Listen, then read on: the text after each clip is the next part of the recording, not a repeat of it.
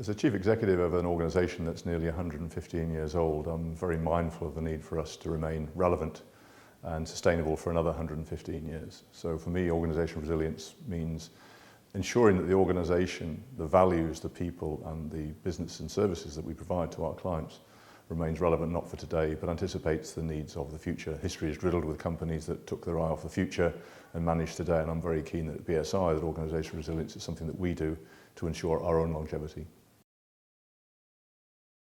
If I'm honest, I think the need is probably no different than it has been. The need for any organisation, private or public sector, to be resilient is as strong as ever. But I think what has changed and increasingly changes is the expectation of the need not just to be resilient but to be able to demonstrate that resilience to the various stakeholders around an organisation, to your employees, to your clients, to your supply chain partners, to your regulators and to other stakeholder groups.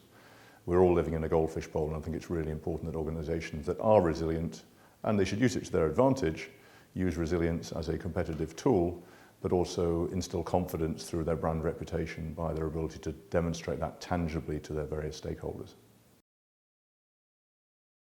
Leadership is everything in organisational resilience. It's a cliche, but it does start at the top, not just the tone at the top, but the action at the top. Organisational resilience is an active participation in an organisation. It's not a project, it's something that I believe should be deeply embedded into the day-to-day life of any organisation. As a leader myself, I have to set that tone, but also set the example to the organisation about what resilience means in the real world.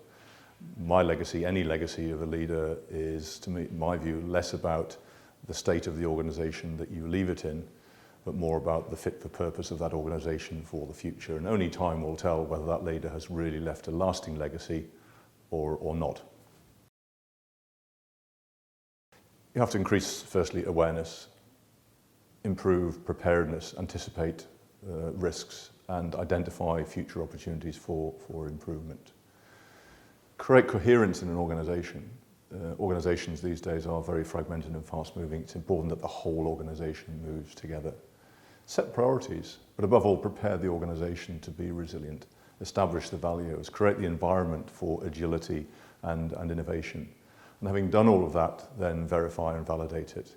Check that what you thought you were doing is actually being done, and then do it again. It's a continuous cycle. Continuous improvement is a philosophy that's very important to what BSI does, and I think any organisation that adopts that philosophy will continue to do very, very well.